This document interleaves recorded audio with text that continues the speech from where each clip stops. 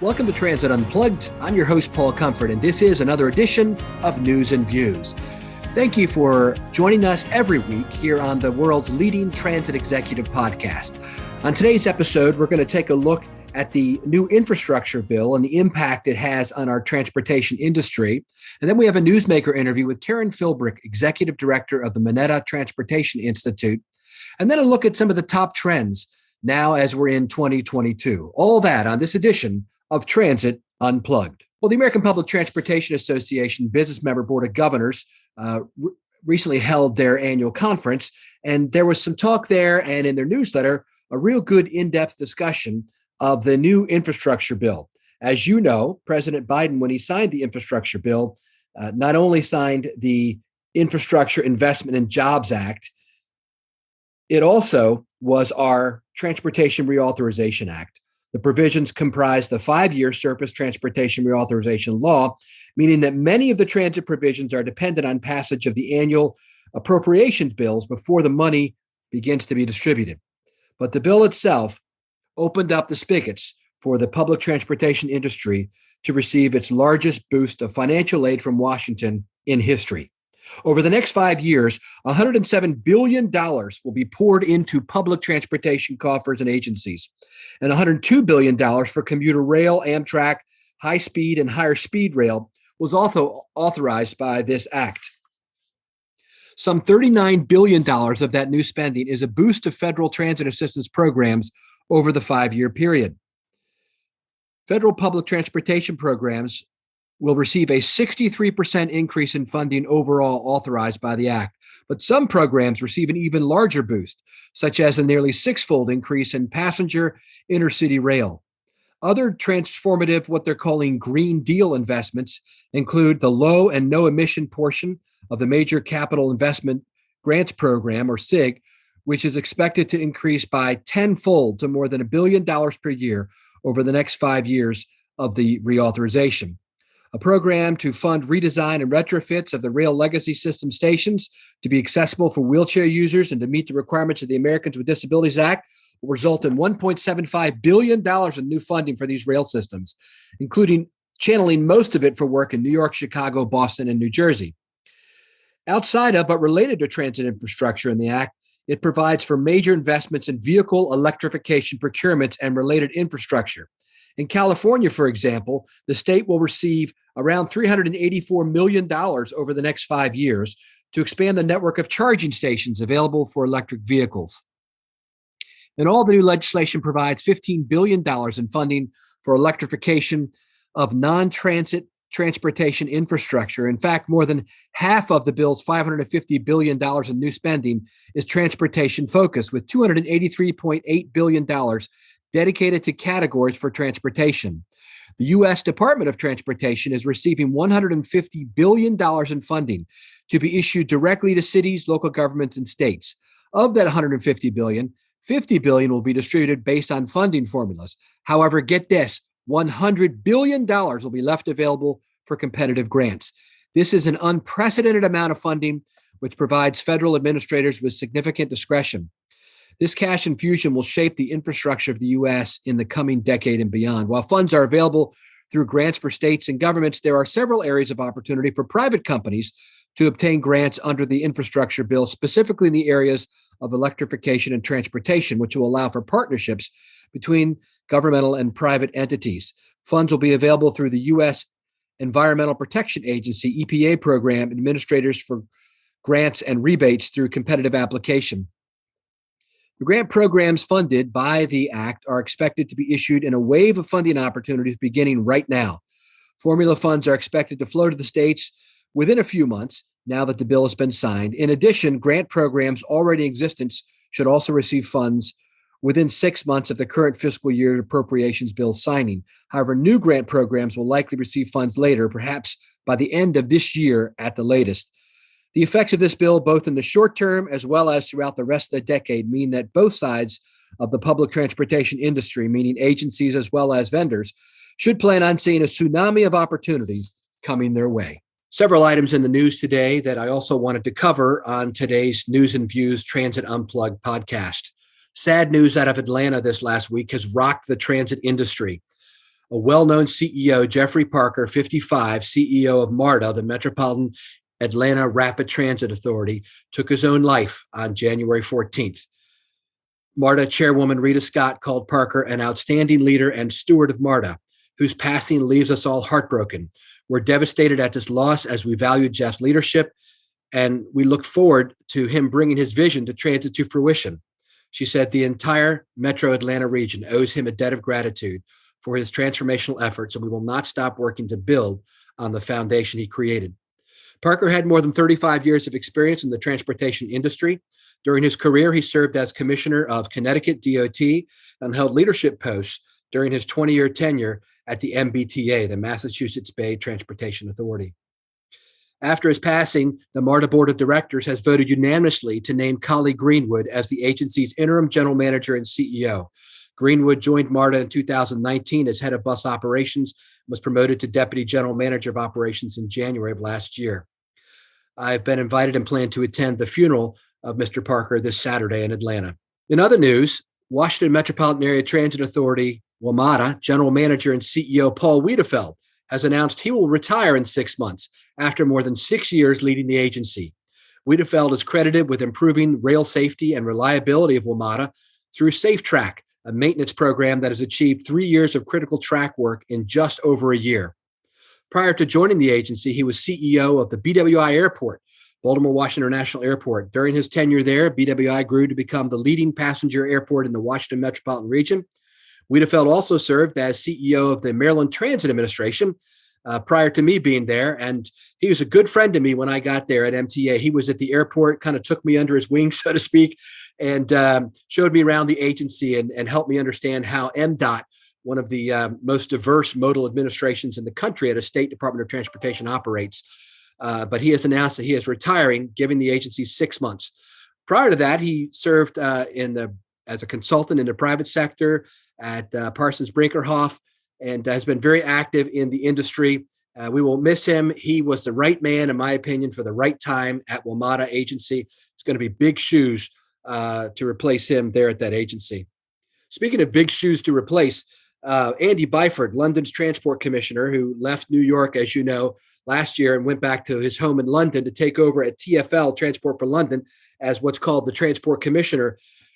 This week, he announced a new reorganization of his agency that I think highlights what a lot of us have been saying about the industry for a long time. He said this new executive team structure will be introduced to best meet the coming challenges and opportunities as London prepares for a new phase of recovery from the pandemic. The new structure is designed to ensure that TfL is in the best possible shape to become an even more efficient organization focused on financial sustainability and on supporting London's recovery. The structure of Andy Byford's executive team will be simplified, reducing his number of direct reports from 11 down to 7. This new team, which will represent reduced costs at the executive level, will lead a single unified organization with a centrally set strategic framework that further embeds TfL's vision and values. Basically, he's removing the silos in the organization where rail and bus operated separately. So Andy Lord, currently managing director of London Underground, will become TfL's new chief operating officer, bringing all of TfL's operations together in one place for the very first time. Congratulations to Andy Byford on this important step toward unifying operations there at one of the world's largest and most iconic transit systems, Transport for London. That's our look at headline news here today on Transit Unplugged. Now stay tuned for a great interview with Karen Philbrick of the Mineta Institute. Hey, I'm with Karen Philbrick today on Transit Unplugged, and excited to have you with us today, Karen. Thank you. Excited to be here, Paul. Tell us about what you do. Sure. Well, I'm the Executive Director, CEO of the Mineta Transportation Institute, which is a university transportation center at San Jose State University in the heart of Silicon Valley. And you were saying you're part of the university, at which the university is the biggest. Tell me what that was about. It's the biggest, most students, right? San Jose State University is part of the 23 campus California State University system, which is the largest 4-year public university system in our nation. Wow. And how long have you been there? I've been there 12 years. 12 years. Wow. And people hear so much about the Mineta Institute. You all do so much work. I want to kind of break it down or unpack it today for people so they can understand what it is your group does. You're executive director. Do you have a staff? Yes, I have a staff. I have an excellent staff that helps supports all of our initiatives, which focus on surface transportation research, technology transfer, education, and workforce development. And we have a lot of listeners around the world in 100 countries who may not know who Norm Mineta was. Those of us in the United States, of course, he's revered in the transportation world. But why don't you tell us who he was and why this institute was named after him? Well, let me tell you who he is, because There he you just go. celebrated his 90th birthday on November 12th. I saw that actually Yes. posted on LinkedIn. That's cool. Secretary Norman Y. Mineta is, quite frankly, a true American hero. So at the age of 12 years old during World War II, he was, along with his family, placed in an internment camp in Wyoming. And rather than becoming bitter, he found a way forward. And in fact, through Boy Scouts, forged an alliance with Alan Simpson, who is a Republican in Congress. And those two young men at 12 years old became fast friends. And that relationship served them well throughout their years in Congress together, because it really allowed them to reach across the aisle and form consensus and a way forward. But back to Norm Mineta, he actually became a city council member here in San Jose. Then he was the first Asian American of a major metropolitan city in the United States. Then he went on to serve Congress for 20 years, representing our district, before serving as Secretary of Commerce in the Clinton administration, followed by Secretary of Transportation in the Bush administration. That's very unique. In fact, in our history, only 4 people have served in different administrations and served well, being from different political parties. Yeah, he was Democrat, right? Or is a Democrat? He is a Democrat, correct? Right. Yeah, but he's a bipartisan leader, is what I remember him being when he was serving as Secretary of Transportation, which I think was great. And so, in that role, after he retired, then the university decided to have the transportation kind of office set up and named for him. Well, he likes to say that he was named after an airport, after a freeway, and after a university center. Yeah. But in fact, he was the author of Safety Lou surface transportation legislation. And within that, it created the University Transportation Center, operated through the U.S. Department of Transportation. Now, that was many, many years ago. That program has since grown into a competitive program that is nationwide. And to this day, the Mineta Transportation Institute leads a competitively selected UTC. That's great. So tell us what you do there at the center. I would love to tell you about that. Well, in terms of our US DOT consortium, it's called the Mineta Consortium for Transportation Mobility.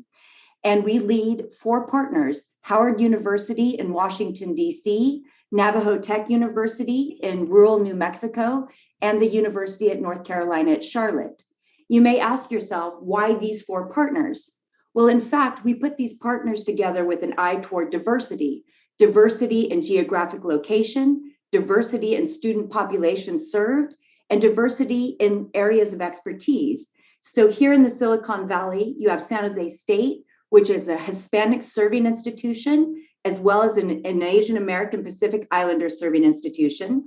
We are really in the congested Bay Area. You've got Howard University, which is a historically Black college and university in Washington, D.C., the fellow bookend of congestion, if you will. And then you've got Navajo Tech, which is a tribal college in rural New Mexico with an unemployment rate topping 51% pre-COVID and many unpaved lanes, very ripe for developing workforce development programs and ladders of career opportunity within that environment. And so collectively, all of our work, which is super exciting, focuses on improving the mobility of people and goods. That's great. And so tell us about some of the work that you're proud of. Okay, well, let's see. That's kind of hard to narrow down here. We lead about 126 research projects at present, spanning everything from the use of machine learning for social good to autonomous vehicles to gender diversification within the transit industry. We have a strong focus on cybersecurity, emergency management, and counterterrorism against surface transportation targets. But we don't stop there. What makes us unique, Paul, is that we have a small central staff, which allows us to program our research dollars very broadly and in line with what those high priority research needs are, as communicated to us from people like yourself, from our elected officials, from transit agency CEOs, and from our modal administrations. So we listen to those, and then we digest that into a competitive request for proposals that we broadly disseminate. This ensures that we have the very best talent addressing the highest priority research topics. And where do you get your money? Where do I get our money? Well, let me tell you, we work hard for it. It's all competitively awarded. I don't want anybody to think we're getting an earmark, because that is not the case. So we lead one consortium through USDOT. The second consortium is funded through California Senate Bill 1, very casually referred to as the gas tax, if you will. Within that legislation was a line item to support university transportation research and workforce development in the transport sector. We won the competition to lead all of that work for the California State University system, which again is composed of those 23 campuses. We also have big contracts with Caltrans, with the Department of Homeland Security, and with private entities such as Google and Booster Fuels and others. What's some of the most recent findings from some of those studies that have come out? I mean, one of the things that we're hearing a lot in the news, and we are focused on it here on Transit Unplugged, is cybersecurity. A lot of agencies have been hacked lately, and it's almost like every week you hear about a different transit agency getting one of these, ransomware attacks, et cetera. So are you all involved in that at all, in the research in that? How serendipitous is this? Now you're speaking my language. We saw this writing on the wall, and 18 months ago, we funded a study looking at cybersecurity readiness within the transit industry. We worked exceptionally closely with the American Public Transportation Association, as well as their members, to really dig down and get some of this firsthand data. And quite frankly, what we found is the preponderance don't have any policy in place in terms of cybersecurity readiness or training. So what does that mean? So we're now working on rolling out a pilot program with a mid-sized transit agency, looking at developing a training protocol that could be easily adopted within other agencies. But just to give you a little context of how our robust findings are being implemented, on November 4th of this year, the findings of that cybersecurity research study were delivered in testimony to the House T&I Committee, and some findings are included in TSA's directives for cybersecurity readiness. But we realized that one study is not enough, so now we're expanding that to look at cybersecurity readiness across the vendor supply chain. We're also looking at protecting personal identifiable information, which is particularly timely given the recent Toronto transit attack. And so we're taking these things very seriously. And what's interesting and very low-hanging fruit is what we know is that the majority of these breaches come from internal people, meaning maybe I have no bad intentions whatsoever, but I fall prey to a phishing scam in an email, and I press on that cute picture of the dog or whatever it is that catches my fancy. Well, then I've inadvertently let somebody in through the back end of my system, which could bring down the house in terms of sharing information that should not be publicly shared. Or let's take that a step further. What happens if it gets into our positive train control or other systems?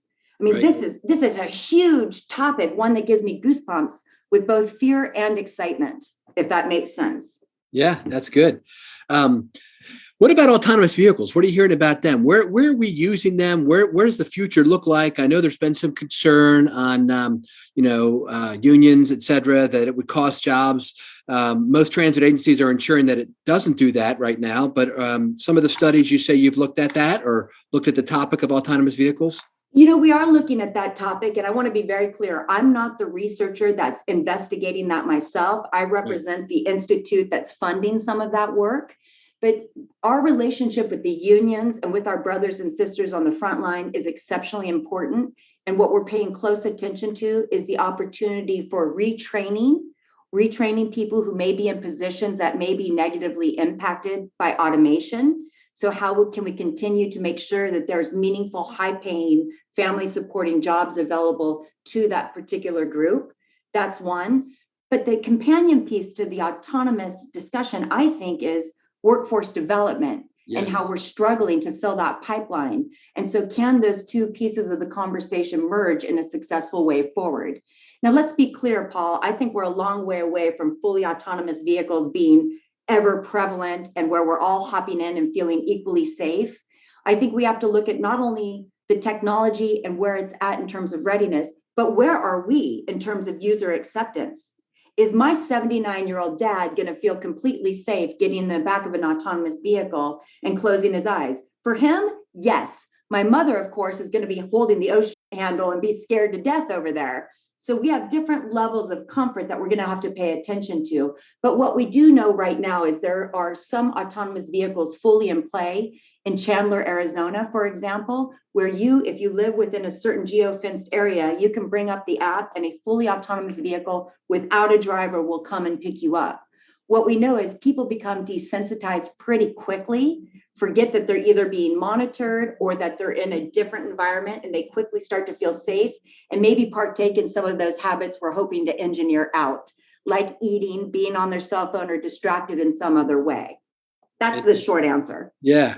Well, I guess one more question, because you have kind of at your fingertips all this information. Where do you see public transportation going? I mean, we're heading into 2022, and to me, the three hot trends coming out of the pandemic, which hopefully we are now, we're adding equity and inclusion to public transportation. I'm working on a book on that topic, actually. Ooh, cool. And then, zero emission buses, right? That's the hot topic right now. And then the third one is microtransit, right? As people adjust what they're doing and maybe move some routes around, and people don't have those peak of the peak periods anymore in the big cities as, hybrid workplaces come back. Those are three of the trends I see. What are you seeing going into 2022 in the future for our industry? Wow, I think that's a loaded question and a super exciting topic. And I wish I had a crystal ball that would tell me what's going to happen. Well, you probably have the best one we've all got. I mean, all that research you guys are doing. I think the first thing we need to pay attention to is people are still perceiving public transit through a lens of contamination. Okay. Which we know is absolutely not true. Right. We have the scientific literature to support that assertion. And obviously we are now coming out of COVID, and we're seeing more people re-enter in-person engagements, whether that's through the work professional or personal reasons. I think that this is a service, obviously, Paul, that we're always going to have. We're seeing demand at different times because maybe it's not the people using the service to reach their offices. Maybe it's choice riders using it for playtime so that they can drink or have fun or not be distracted in some other way.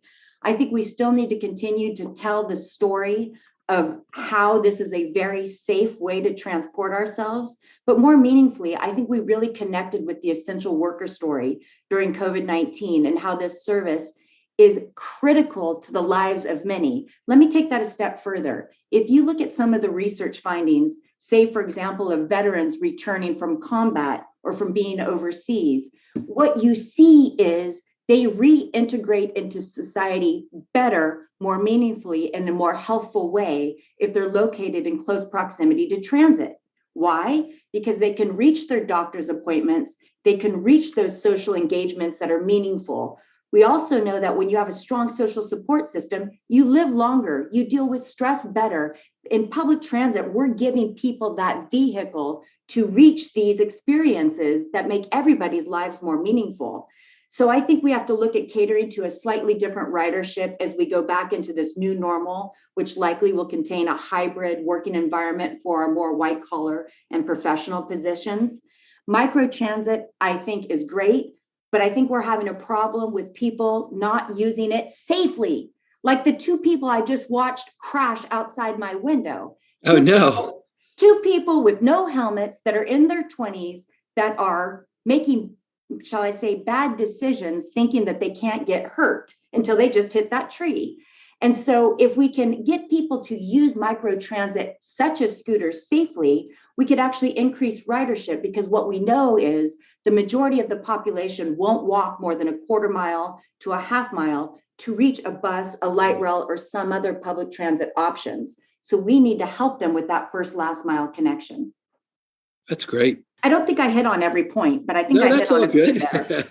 there. The point you made about the PTSD and all that, that's very interesting. I feel like I could talk to you for a lot longer, but unfortunately we're out of time.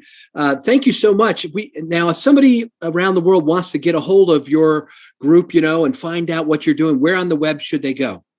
Absolutely. And thank you for asking that question, because all of our work is publicly funded, which means it's available for free download. And let me be clear, all of our research is peer-reviewed, professionally edited, and formatted. It's downloaded by about 157 countries on an annual basis, and we have maps that show some of this. And for the people who are too busy to read a full report, it's got a 2-page research brief and webinars associated with it. So just do a search on the Mineta Transportation Institute, and that will take you to our website, which is also reachable at transweb.sjsu.edu. Very good. But we didn't talk about workforce development. All right, let's go ahead. Give me the last minute on workforce development, Karen. So much important stuff. Yeah. Right here, right now, in transportation, over 50% of the current workforce is eligible for retirement. Now, you take that combined with the burgeoning I didn't know that. That's an interesting fact. Oh, it's downright frightening in some ways if you think about it. Oh, yeah, especially skilled mechanics and things like that are critical. That's right. We're talking everything from the C-suite to the front lines in terms of available positions. Now, Paul, why is this so critical? Because as you know, we're one of 16 critical infrastructure that if we are incapacitated in some way, will call into question our nation's safety, security, and economic viability. And so when we talk about transportation, whether it's through the devices that we use to be connected, the food we eat, or how we get from point A to point B, we need people to keep these systems running. And so we are competing with every other sector. And so we have an aging population of workers, we have a burgeoning population with increased birth rate, and we have all of these other things we're competing against. So what's my point? My point is we need to get down to the K through 12 sector to start teaching kids about transportation. Because if you ask a general person right now what is available in this field, they're going to tell you bus driver, airline pilot, and maybe train engineer.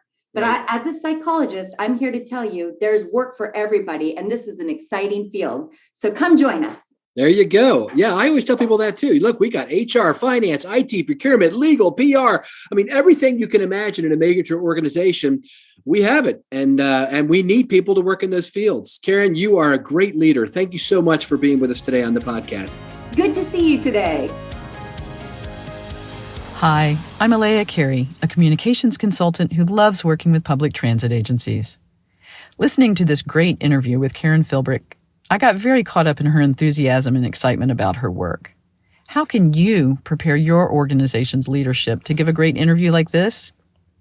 First, when you're contacted for an interview or contacting the press yourself, prepare interview talking points. What is it that you want your leadership to accomplish in this interview? Set this as the topic of your interview and then break down that topic into 2 or at the most 3 talking points your leadership must get across. The interview might involve much more than that, but prepare your speaker to return to those points whenever possible. When you've handed those talking points over to your leadership to study, you get to work on studying who is doing the interviewing and the outlet they represent. You'll know who that is, of course, but nailing a great interview requires reading past work and digging into audience demographics. For example, you could read the comments on a reporter's posted stories. If you come up with something relevant, such as coverage your leadership might want to mention in their own interview, work that into your talking points. Finally, really great interview subjects practice, practice, practice. Sit down with your leader and pose questions based on the talking points until they get comfortable with their responses. You can even ask the interviewer to send over questions in advance. If you'd like to talk more about interview prep or anything else related to communications and public transit, look me up on LinkedIn. My first name is spelled E-L-E-A, last name C-A-R-E-Y. Hi, this is Mike Bismeyer, Regional Sales Director for Proterra, and this is Mike's Minute, where we talk about leadership, mentorship, and kindness with the hopes it'll inspire you to pay it forward. Listening to this week's guest reiterates the continued need for mentorship and leadership within our industry and the benefits that it lends us. And an invigorating description of the history of the Mineta Transit Institute and its continued purpose of improving the mobility of people and goods. One of the topics alluded to throughout, and a hot topic within the industry, is continued workforce development and the need to fill the future pipeline. Within our industry, we are surrounded by incredibly knowledgeable leaders and peers that are efforting daily on amazing projects aiming to improve, enhance, and create the great rider experience, as well as the workplaces that we're all part of. As we look to bring on the next person for any of the positions within the transit industry, it's vitally important to mentor, share, and just like kindness, make transit cool. As we look around at the transit agencies, the research institutes, APTA, CUDA conferences, and all the learning opportunities and resources that are available, you do not have to look far to see the many amazing people that are sharing these learnings, experiences, and ongoing projects. Simply thanks to it all. We need to make sure that we're all working hard to share our experiences with everyone at all ages and all levels. Sometimes the future of transportation may not realize they are the future, but we need to remind them and let them know we'd be excited to have them. Thanks for listening. Kindness is cool, and have a great week. Thanks for being with us today on Transit Unplugged. Hopefully you enjoyed that great interview with Karen Philbrick. Now we want to take a look at the future of public transportation in our final segment today. Most of you know this is our 5th year of the podcast, Transit Unplugged, and we're celebrating with many new features. We have a brand new logo, which you've seen, the microphone with kind of the map with the stop points on it, a brand new website, transitunplugged.com, which is really a repository of information about each episode. And now is not just including kind of the link to the audio, but it also includes lots of other information that came from the podcast. For instance, websites that the guest may have mentioned, or links to things that are talked about in the episode, plus links to all of our social media platforms now, which include our normal website, but our social media sites include LinkedIn, our YouTube site, our Twitter site, and also an Instagram site. All of those have links on the website. If you go to the bottom of transitunplugged.com, we'd encourage you to go to the YouTube page, especially, and subscribe to our Transit Unplugged TV website. You can also just Google Transit Unplugged TV or go to YouTube and look for it. And that's where we have all the episodes of our brand new program. If you haven't watched it, the first episode is out now. Each 1.5 hour episode will air once a month, and it is a deep dive into one city or region's transit system or conference and leaders there. The first episode featured MJ Maynard, the CEO of Las Vegas's transit system, and also some of her staff, and a look at behind the scenes of what it takes to run a major transit system. It's kind of like what I describe as an Anthony Bourdain-style travel show, where instead of just focusing on the food and chefs, though, we focus on transit and the transit exec. So I think you'll find it a great show for you to watch. It has a global appeal. We're not just doing folks in North America. We're interviewing folks and visiting transit systems now around the world. And so I encourage you again to go to Transit Unplugged TV on YouTube, subscribe to it. So every month you can catch our half-hour episode. It's a show made by and for people who work in and around the public transit industry. Speaking of the public transportation industry, I'd like to share with you what I see as 5 of the top trends headed into now that we're in 2022. And the first one has to do with the Transportation Reauthorization Act, or the infrastructure bill that I talked about at the top of the show. And basically that is the number one trend going into 2022, as I see it here in the U.S. especially, is implementing that bill. All the funds that are coming out of that. The Federal Transit Administration recently had a phone call to kind of kick it off, and over 3,000 people joined the call from transit agencies and companies around the country. That shows you obviously the level of interest is there as the spigot is turned on in Washington in a brand new way. And so how transit agencies are going to use those funds and competing for the, $100 billion or so in competitive grants, that's going to take up a lot of time and energy from transit agencies. Other focuses are on zero-emission buses and equity and inclusion in public transportation. As I've mentioned multiple times in my speaking engagements and here on the podcast, I believe that the COVID pandemic provided the transportation industry worldwide an inflection point where we could pause and reflect on what it is that we're truly about.